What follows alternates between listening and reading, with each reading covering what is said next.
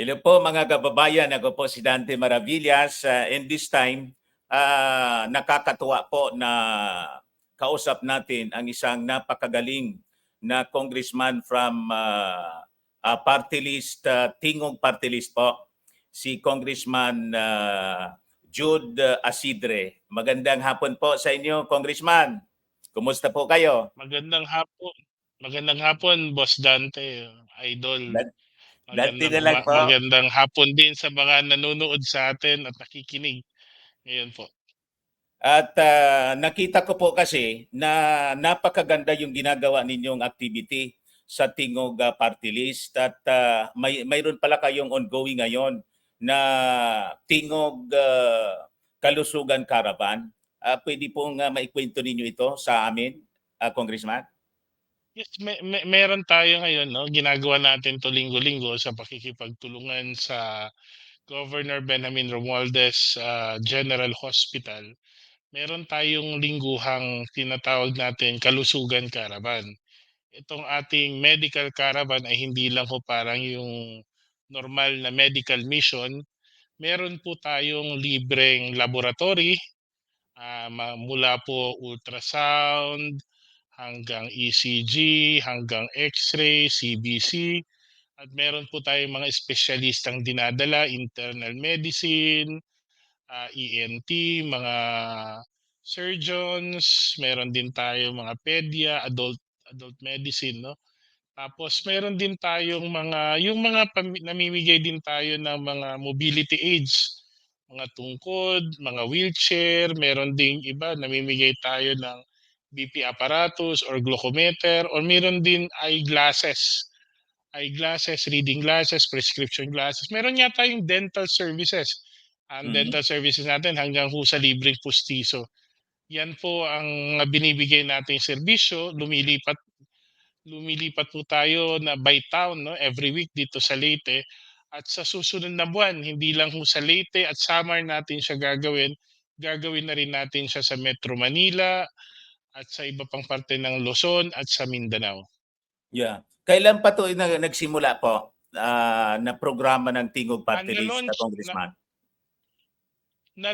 na-launch po itong ating Kalusugan Caravan last year pa po, no. Meron tayo mga dry runs kung tawagin, no, yung mga pasimulan nating medical mission, pero yung actual talagang run ng ating alagang tingog, ano, yung ating Kalusugan Caravan dun sa Mindanao at sa Luzon, no, ay mangyayari po sa susunod na buwan.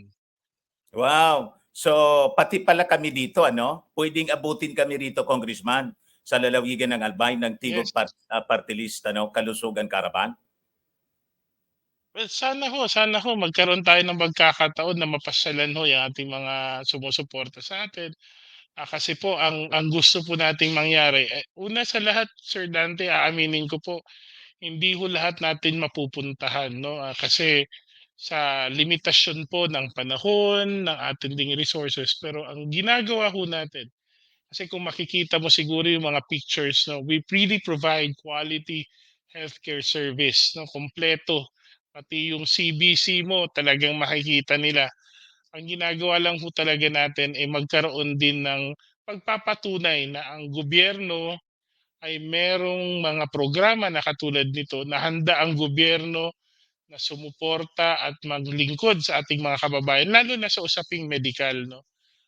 Yan po talaga ang gusto naming ipaabot, the certainty and consistency of health that we want for our fellow Filipinos. Opo. Papaano makapag-avail po? Sino-sino yung mga qualified na makapag-avail sa inyo pong Kalusugan Caravan? Ang ating Kalusugan Caravan actually kinakandak natin in partnership with the LGU, kasi hindi lang ho isang araw 'to, actually meron tayong lead time na kailangan mga 2, 3 araw, kasi lahat po ng mga pasyente natin pre-registered. Pre-registered in the sense na alam natin kung sino ang kailangan i-prayoridad, bigyan prayoridad, at pangalawa, para alam din namin, mapaghandaan namin kung ano yung mga serbisyo medikal na kailangan nila on the day of the clinic itself. So, normally po pwede tayong lumapit sa ating meron po tayong network, no? Sir Dante, ng mga Opo. opisina ng Tingog Party List, sa mga tinatawag nating alagang Tingog Centers. There are about 96 of them. Kahapon may dalawa kaming binuksan sa Malabon at sa Caloocan, pinakabago nating mga alagang Tingog Centers. Sa susunod na linggo, magbubukas tayo ng Tingog Center natin sa Mindoro. So itong mga Tingog Center, ito po yung pwede nating lapitan kung meron tayong nais na lugar na puwedeng madala ng ating mga kalusugan caravan. Opo, we just hope na magkaroon din ng isa dito sa amin po sa Bicol Region. At least dito po sa Regional Center. Ang Regional Center po ng Bicol Region is Legazpi City, Albay. In which case, dito po ako naka-base sa congressman. Pwede akong tumulong sa inyo as a volunteer coordinator kasi hindi naman sa akin po iba yung ganitong uri ng pagtulong kasi galing po ako sa mainstream media and we have our foundation din noon, and I worked for almost close to 40 years sa mainstream media. Kaya lang ngayon, nag-retire na ako and nandito ako sa vlogging sa social media. But still, so excited na makatulong sa ating mga kababayan. At natutuwa ako, you have this program sa Tingog Party List po, Congressman. Sige po, pag-usapan po natin, siguro sa mga susunod na mga buwan 'no, maisama din natin yung lugar po ninyo. Opo. So may mga schedule na po kayo nito all throughout the country?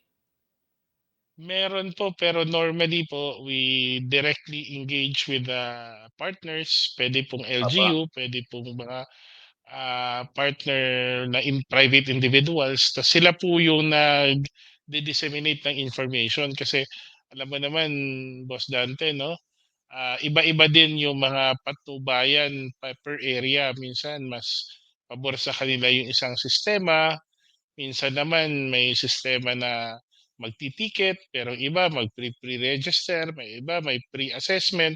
So hinahayaan po natin ang ating mga private, individual na partners o ang ating mga LGU partners na silang mag-announce kung ano po ang mga susunod na mga lugar kung saan pupuntahan natin So ang right ating now po, yung kalusugan nangyayari caravan. ngayon diyan sa sa Leyte ngayon, purely kalusugan caravan o all throughout na yung 'di ba may mga ginagawang serbisyo fair po yung ating Yes, administrasyon?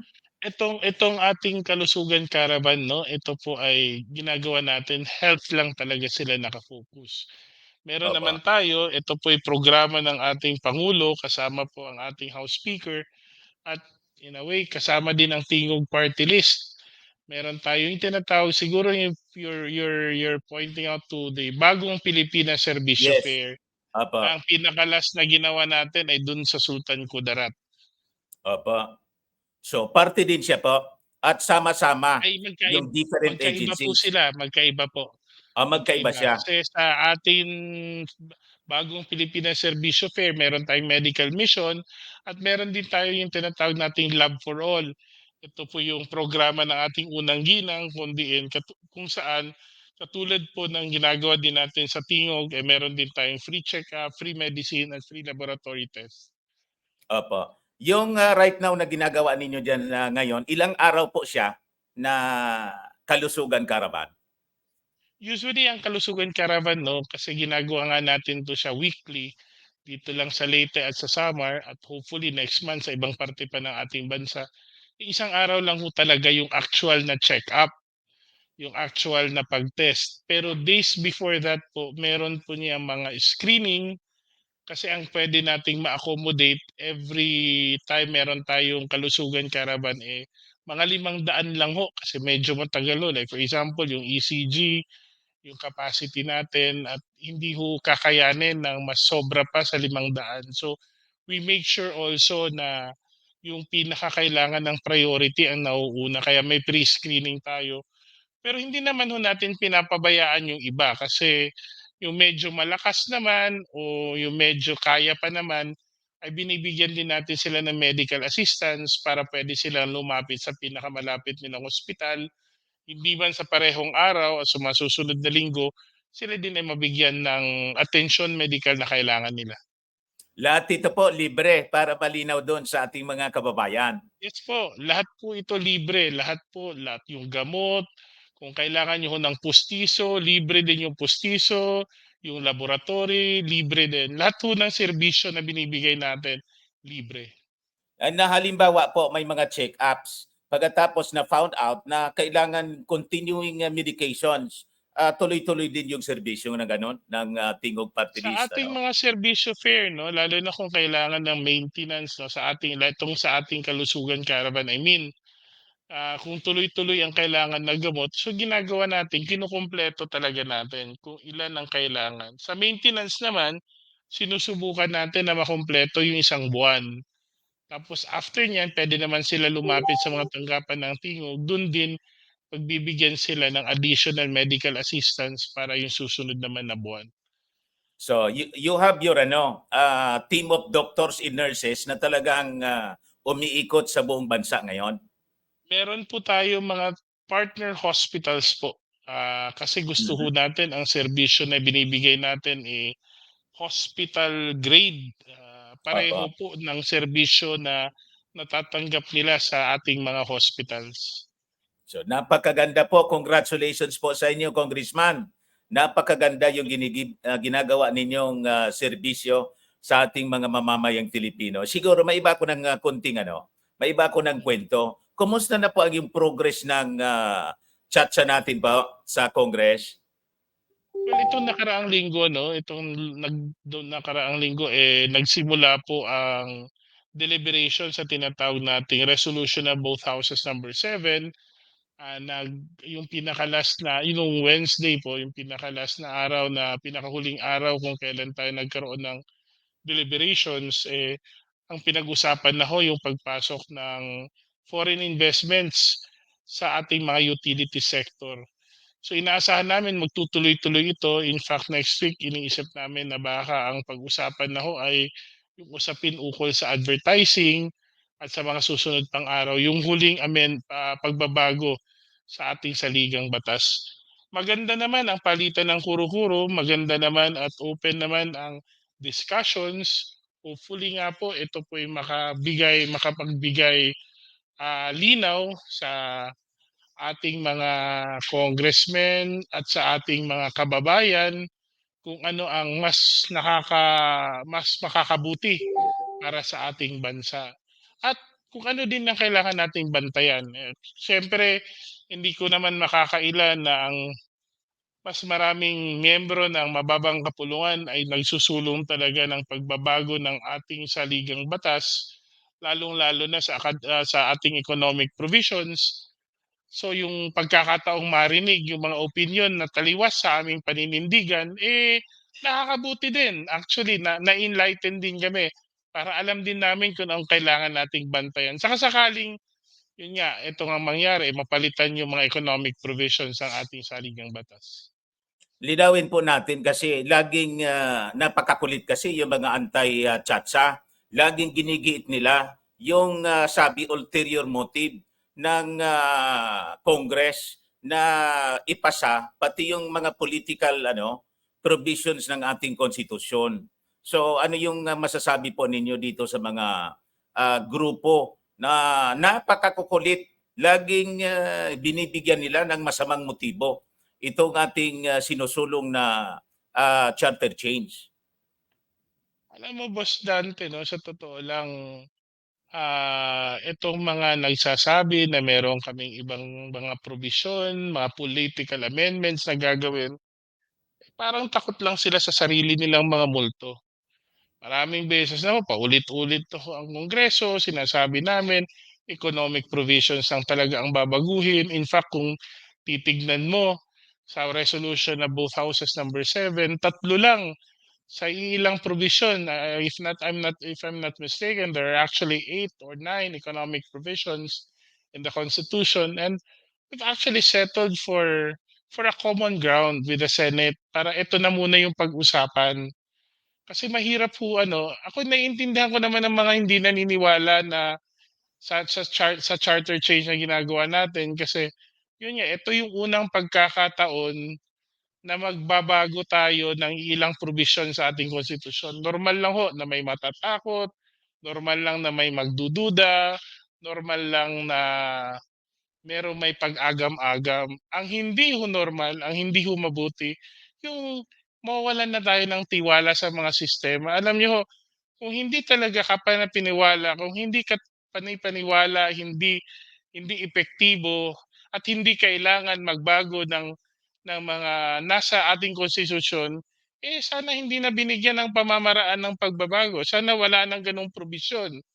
Eh ang sinusunod doon ng Kongreso ngayon eh klarong-klaro kung nasa ating saligang batas. At lahat po, kung kayo po ay nakakarinig ng aming mga diskusyon, eh lahat po yun eh naaayon naman po sa sinasabi namin sa intent ng mga nagsulat at nagbalangkas ng ating saligang batas. Sana lang So ho, doon you're ready na i-adapt yung ano, as per instruction din ng ating Pangulong Bongbong Marcos na you lead niya yung Senado. Then the Congress will just adapt kung ano yung uh, gusto ng Senado na okay na sa kanila, nakasintro lang doon sa economic provisions. Okay yun sa inyo? klaklaruhin ko lang po. Ito po'y personal kong paniniwala, Boss Dante ha. Una, sinabi po ng Pangulo na mauuna ang Senado. Tama po, sinunod po natin yon. Kaya po, kung ano po ang nilagay sa resolution of both houses number 6 ng Senate, yan din po ang nilagay natin sa resolution of both houses number 7 ng House. Ang sistema po na tinatawag nating amendment via the legislative process na sinusunod nyo yun, separate po. Kasi hindi ho natin matatawag na Constituent Assembly ito ngayon. Kasi magkahiwalay po kaming nagdidiskusyon. Ang Constituent Assembly, kailangan hong sabay na nagdidiskusyon ang Senado at ang Kongreso, ang House of ang Kamara. So ngayon hindi ho yan ang nangyayari. So ito ay ayon ho sa opinion ni Father Bernas, ang tinatawag nating fourth mode, kung saan nagpro-propose tayo ng amendments via the legislative process. Yan po I think is a concrete as a concrete sign that we are following the lead of the Senate. Pero ito naman to, kasama Sir Boss Dante, no, hindi porket nanguna ang Senado eh hindi na rin namin gagampanan ang aming mga mandato como bilang isang co-equal branch, 'di ba? So nung nagsimula sila ng discussions at deliberations dun sa Senado ay marapat lang naman din na gampanan din namin ang tungkulin bilang mga kinatawan sa Kamara na pag-aralan din namin ang mga isinusulong na pagbabago ng ating konstitusyon. Marahil ito hindi na para sa amin kasi marami sa amin kumbinsido na napalitan, kundi para din sa kaalaman ng nakakarami, lalo-lalo na yung mga taong bumoto, naniwala at sumusuporta sa amin. Kaya po may sariling proseso sa Kamara. Kaya po may sariling deliberation. At we're hoping that in the end of it all, sabi nga ni Presidente, kahit paano natin gawin, as long as we deliver, sana nga po at the end of it all, the House and the Senate will all come to find an even stronger common ground that would pave the way for the eventual approval of the economic provisions. Ang importante kasi wag nating kakalimutan, ang tanging magagawa ng ating Kamara at Senado ay mag-propose lamang ng mga amendments. Hindi sila mag-aaproba. Ang mag-aaproba ang taong bayan. Sa isang plebisito kung saan tayo lahat ay boboto sa pagpasa o pag-approve ng mga amendments sa ating saligang batas. Laging ginigiit ng mga senador na dapat separate voting. Ano yung masasabi po ninyo? Well, ginigiit ng mga senador na separate voting, since sila naman ang pumili ng proseso sa pamamagitan ng amendment using the supposed fourth mode, no? Talagang magiging separate ang voting yan. Kasi kung ako naman ang tatanungin mo, kung pag-uusapan natin ng Constituent Assembly, ay dapat joint voting yan. Kasi po, alam ko ho, may mga iba ang paniniwala, ibang paninindigan kasi sasabihin nila na ito ay bicameral Congress, no?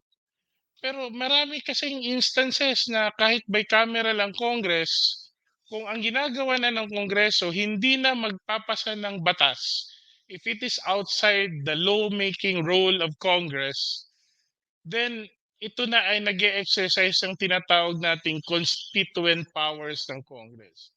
So naniniwala ako na ang pagboto ng Kongreso, no, kung ito na ang Kongreso, ang Senado at ang mababang ang Kamara ay magkasama na bilang isang constituent assembly, hindi na ho sila mambabatas. Kasi una, hindi naman sila gagawa ng batas. Kami naman ay magpro-propose ng amendments. At dahil doon, hindi na kailangan na kami ay bicameral. Katulad po yan, like for example, Boss Dante, pag kami ay nag-aaproba ng pagdeklara ng martial law, after a certain period of ilang oras, kailangan mag-convene ang Kongreso, bumoboto po kami hindi separately. Bumoboto po kami ng Join. together, we vote jointly. Sa pag-suspend po ng writ of habeas corpus, we vote jointly. Ang pag-confirm ng appointments ng presidente sa Commission on Appointments kung saan may mga kinatawan ng Senado at ng Kamara, sila din ay bumoboto ng jointly. So, bakit naman hindi pwede nating tignan kung jointly ba? In fact, ito dapat yung punto nung People's Initiative para maklaro na once and for all, jointly ba to o separately? Okay po. Now, you have your target date for the yung matapos yung deliberation nito before DISONA, tama po ba? I don't want to speculate, no, kung ano ang target dates dito kasi tuloy-tuloy pa naman ang discussion. We're all hoping that everything will be hindi naman madaliin kasi dapat hindi minamadali ang pagpasa ng ating mga pag-aproba ng o pag-propose ng mga amendments. Pero sana naman ay ako personal ko, again, this is my personal view, no. Sana ay gawin natin ng mas maaga before pa ang lahat ng bagay ay makulayan ng politika dahil sa darating na eleksyon. Alam mo, ang pagbabalangkas ng pag-amyenda sa konstitusyon sana hindi nababahiran ng partisan politics. I know we cannot, of course, avoid the fact that it is a political exercise. But hopefully, it will not be swayed or tainted or influenced by partisan interests. At kaya nga po ako ay sana ako'y umaasa na ang lahat ng ito ay matatapos bago pa man magsimula na ang mainit na election fever para sa darating na eleksyon. Yung filing ng certificate of candidacy October, makaya po ba? At saka yung proposal ng ating pangulo na sana gawin yung plebisito sabay sa eleksyon. Kaya po ba? Iginagalang ko po yung posisyon ng presidente ng ating pangulo na sana po ay matuloy. At wala naman hong problema sa ganun. Yun lang ho, ako personally, mas maganda po na hindi po siya mabahiran ng nung partisan political dynamics na kaakibat na maisasabay siya sa eleksyon, no? Para naman kung ano ang nasa konstitusyon tunay nga na sabihin na lang natin na will talaga ng tao na hindi siya nadadala lang ng ibang mga paninindigan lalo na mga opinyon tungkol sa politika. So you Kung sa prefer na before matatapos siya election? before October, ako personally I prefer it should be done before the election. Yung plebisito separado sa eleksyon? Yes, yes. If it were up to me, well, I respect the president, of course, and if the president so decides for things to be this way, then we will, of course, support the decision of the president. But if we were to be asked about our opinion, of course, we would hope that the exercise, yung plebiscito, would be separate from the elections of the midterm elections. Tingin ninyo masisway ng ating Pangulong Bongbong Marcos din in case ganon ang dapat sana na mangyari, pati yung ating mga senador? masisway sa Hindi ganong lang ano. ako, I cannot speak for the president, I cannot speak for the friends in the Senate, 'no? And hopefully lang ang gusto lang naming mangyari by expressing our opinion is so that people would also think twice. Kumbaga maisip, siguro baka lang 'pag hindi namin sinabi, sabihin lang sa amin kasi hindi niyo naman kami ni-remind, 'di ba? So, Opo. at least nasabi natin na mas maganda kung hindi tuloy hindi sa kasabay ng eleksyon ng midterms. Yeah. Yung kanina yung tanong mo, Boss Dante, kung magagawa 'to ng Kongreso, ng Kamara before October, I think sa Kamara wala kayong problema. Ako magdadasal na lang ako na tutuparin ng Senado ang kanilang salita. Yeah, kasi ako medyo naalata ko yung mga senador parang parang napipilitan lang at nandun pa rin yung agenda nila na patayin yung yung charter I change. hope ano, I hope the discussions kaya nga meron tayong discussions ngayon, 'no, so that we will be able to weigh things down, and I'm sure naman ako, I have no reason to doubt naman na ang gusto ng ating mga senador ay ang kaayusan at ang pag-unlad ng ating bansa. Pare-pareho naman tayo ng nais makamtan, 'no? Ako naniniwala naman ako sa kabutihan ng lahat na nasa gobyerno. At sana lang pare-pareho din ang aming mga opinyon tungkol sa pagbubukas ng ating ekonomiya to foreign investments. By the way, yung PI pala, buhay pa yon kasi laging dinududa yon. Well, buhay Pinagdududan hindi lagi si patay. At speaker eh. least yun ang masasabi ko. It's still there. The COMELEC has simply suspended the submission of the signatures, the acceptance of signatures, and hopefully no, that would still remain. Kasi alam mo ba, ang PI talaga for me is given the provision that needs to be discussed in the PI, tama ka eh. Dapat ang tao na lang ang mag-decide kung Opo. separately or jointly talaga yung pagboto. Kasi kung sasabihin nila na ito talaga ang intent ng mga bumalangkas, ito yung layunin ng mga bumalangkas ng ating saligang batas, eh noon ng plebisito naman tayo ng 1987, hindi naman nila in-explain ng gano'n eh. Binigay lang naman sa atin yung konstitusyon. Pinaaral, pinabasa, hindi naman kasama doon yung fine print eh. Hindi naman Opo. sinabi doon na ito yung intention ng framers. Siyempre, kung ako ang boboto para i-aproba ang konstitusyon ng 1987, kung anong nakasulat doon, yun din yung pagkakaintindi ko. Yeah. By the way, yung totoong mahilig sa pag-PI, 'di ba? Sumuporta na. Alam mo kung sino 'yon? Yung mahilig Sino ba? mag-PI, yung sa Davao. Ano po yung masasabi ninyo na ngayon suportado na daw niya yung ano, yung Chacha. Okay sa kanya. Well, Basta't we walang welcome, extension na no? niya ng present ano. We welcome the position of the former president. We thank him for those statements. But then again, I hope that it will not also, sabihin na lang natin, hindi lang malihis yung atensyon, no? Hindi malihis yung totoong issue, 'no? Minsan kasi 'pag napapasukan tayo ng ibang personalidad o ibang interes, nalilihis ang atensyon sa tama.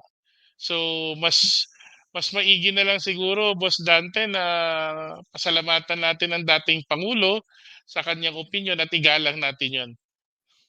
Maganda nga kasi lumambot at saka kumambyo na. Binaliktad lahat yung ganyang sinabi, pati yung masamang akusasyon sa ating Pangulong Bongbong. Well, hindi ko rin alam, baka bukas iba din yung sabihin, eh. So ngayon po, by the way, yung ating Speaker of the House laging pinagdududahan na parang anyang may ambisyon. Napakatagal pa naman yung 2028 presidential elections. At wala man tayong naririnig galing sa kanya. Ako nga napunta na dyan sa Leyte, tinanong ko yung mga taga Leyte kung may naririnig silang galing man lang sa kampo ng speaker na may plano kasi napakatagal pa. Anong masasabi po ninyo dito sa mga siging duda kay Speaker Martin Romualdez na may ambisyon sa mas mataas na posisyon na kung saan yun ang nagiging dahilan kung bakit ayaw tigilan na ngayon. Nang alam na Alam po mo ninyo alam kung anong kampo yung ayaw tumigil sa paninira.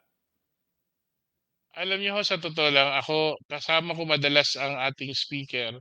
Hindi lang dahil siya ay speaker natin, kundi dahil ako po ay naging staff din niya nung ako'y hindi kongresista pa at ako naging chief of staff din ni Congresswoman Yeda Romualdez.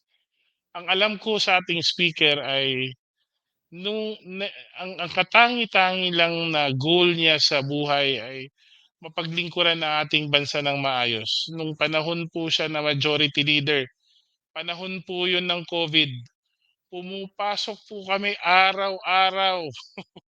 Kung online ang iba po, kami pumapasok kami, late pa kami umuuwi. Gano'n po ka-dedicated si Speaker Martin Romualdez sa kanyang ginagawa. At I think dahil diyan, hindi lang siguro tayo sanay 'no, sa gano'ng klaseng speaker.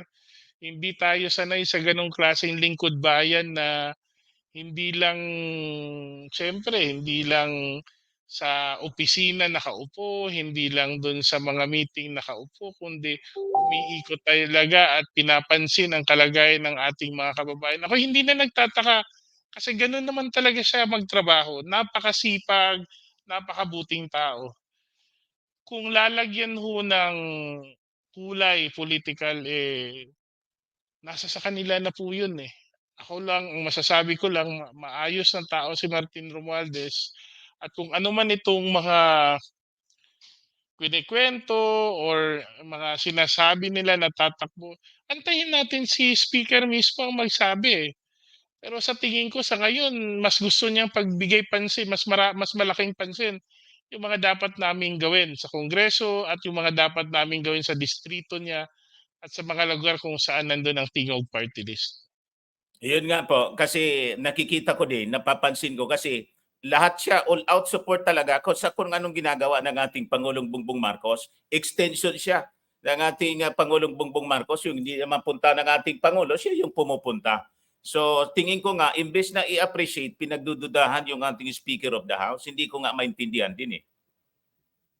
Alam niyo siguro yun din yung isa 'no, yung pagkamalapit ng ating ng ating speaker sa presidente, pinsan yan, eh. Oo nga And I po. think, hindi lang dahil sa mabait na tao at mabuting tao si speaker, mabait din na kamag-anak, eh. Opo. Alam niya na kailangan ng presidente ng suporta at sa lahat at sa tanang panahon pinakita ni speaker na nandiyan siya. Eto babalikan ko na lang, Boss Dante Dante po. 'no, nung tumakbo si speaker nung 2022, ninais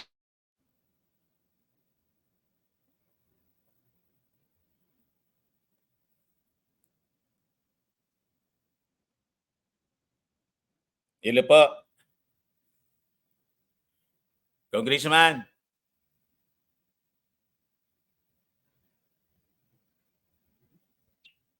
hello boss, Ay, nag-freeze. boss da okey, Sige po. okey na po? Okay na po. Naalala mo nung una nung yung nung second half ng termino ni Presidente Duterte, ninais ho ni Speaker Martin maging speaker ng mababang kapulungan.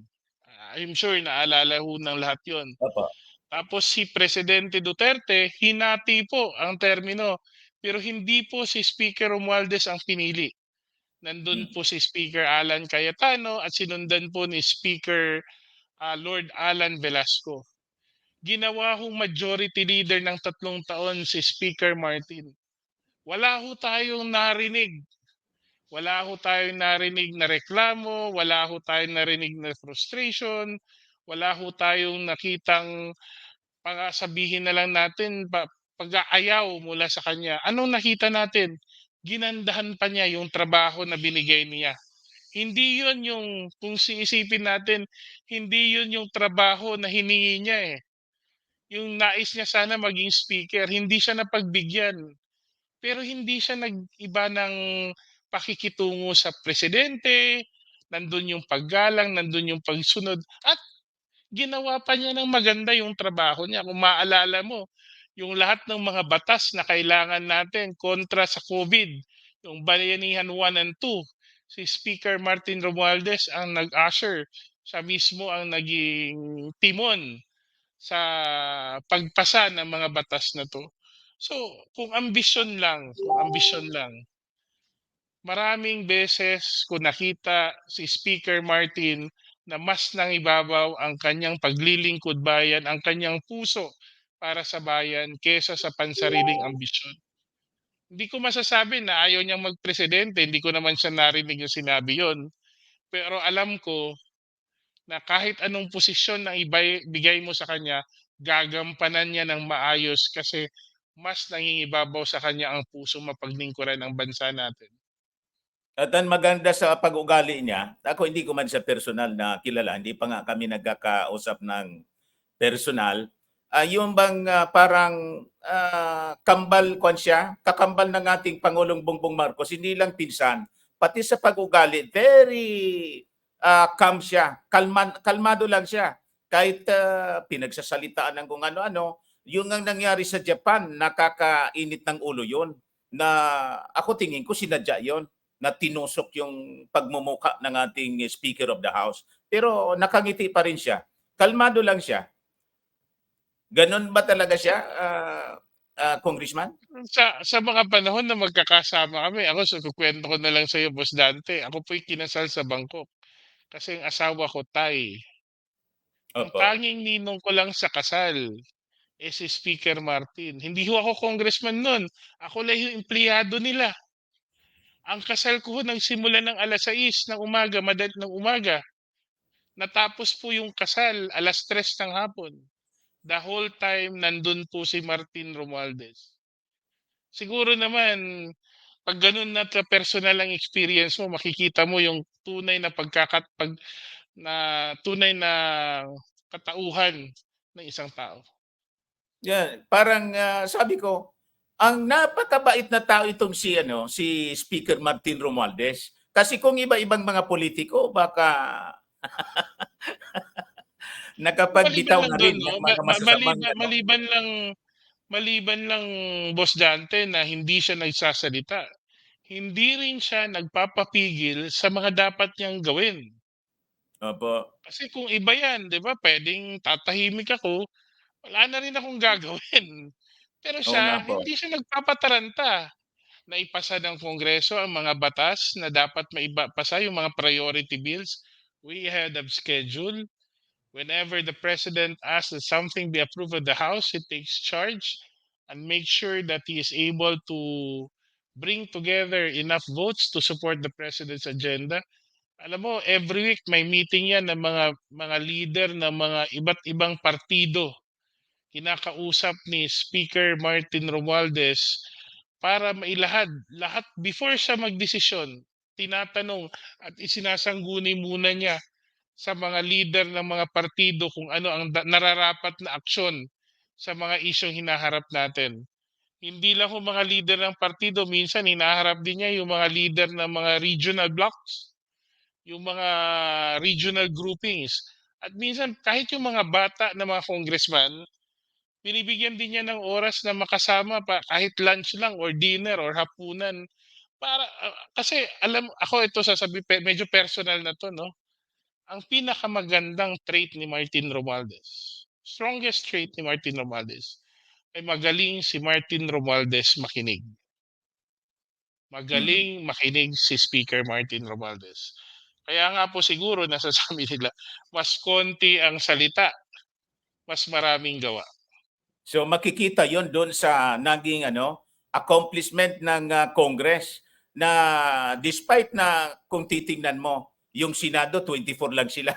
Pero sa accomplishment po sa mga naipasang mga batas, kokonti sila. Nakita ko 30% lang yata yon. Pero kayo, almost lahat ng nasa lista ng ating Pangulo sa LEDAC ba yun? Naipasa ng Congress na you are more than 300 members? Boss Dante, kung ganyan din naman kasipag ang speaker, anong rason namin para magtamad-tamaran, 'di ba? Oo nga po, nakakahiya naman. Di ba? Congressman. By the way, maiba ko Yes. ng topic. Last ko na ito. Ano yung masasabi po ninyo doon sa mga pagrarant ni Pastor Kids? Alam mo, Boss Dante, mas maraming problema ang bansa kaysa patulan natin yung mga rantings ni Apollo Kibuloy. Sa totoo lang, sa 30 minuto na nagsasalita siya, wala naman siyang inalahad talagang ebidensya o katiyakan sa mga sinasabi niya. Sinasabi lang niya na narinig niya, na i-report sa kanya, pero wala namang ebidensya. At napaka-iresponsable para isang tinatawag na alagad ng Diyos o alagad o tawag sa kanya appointed son of God na paratangan ang ating mga otoridad, ang may kapangyarihan, ibaliwala ang sistema ng ating hudikatura at ang ating kongreso na ang tangi lang naman nating gustong gawin niya ay harapin niya ang mga ikinaukulan para magkaroon ng pagkakataong maitama din niya o mabigyan niya ng kaliwanagan ang mga ibinabato sa kanyang paratang. Yun lang naman yun eh. Kung wala ka talagang kasalanan, kung naniniwala ka na nasa iyo ang kabutihan, eh bakit kailangan mong sirain ang iba? Sirain ang Pangulo, sirain ang ating speaker, ang ating unang ginang, para lang masabi na ikaw ay tama. Ay napaka-unfair naman po yun. Kaya ako po, sa totoo lang, I prefer not to comment on the rantings of Apollo Kibuloy. Kasi ang taong ganyan eh siguro ko siya na lang siguro ang makakapag-depend ng sarili niya kung doon na lang tayo makinig kung handa na rin siyang humarap sa sa mga na dapat niyang harapin. Member ka po ba ng committee nung nag-imbestiga doon sa SMNI? Bilang Deputy Majority Leader, tayo po'y kasama ng lahat ng komite sa Kongreso. Although hindi tayo nakakatutok doon the whole day, no? We only get the briefing at the end of the day kasi yun nga, sabay-sabay minsan ang mga hearing natin sa Kongreso. So, March 12 yung hearing, di ba? At Yes, pag nag-fail siya na mag-appear, iko-contempt na siya ng Congress and if hindi siya ipapatupis na siya sa oo, mga pulis. Ganon yung tama po mangyayari. kayo kasi na-issuean na siya ng subpoena po, eh. At nasa tama po ang Kongreso na 'pag hindi siya nagpakita at hindi niya sinunod ang subpoena, ay sa susunod na pagkakataon dapat puwede na siyang paaresto ng Kongreso. Opo. So, maraming salamat po. Baka may mga gusto ka pang announcement na gusto mong iparating sa ating mga kababayan. Please go po. Go on po, So, Congressman. sa ating mga kababayan, una sa lahat maraming salamat sa patuloy ninyong suporta sa ating speaker at lalong-lalo na sa mga kasamahan namin sa Tingog Party List. Ang ating mga tanggapan ay bukas po para tumanggap ng mga request, yung mga medical assistance, burial assistance, at kung ano daw pang serbisyo, nandun po tayo.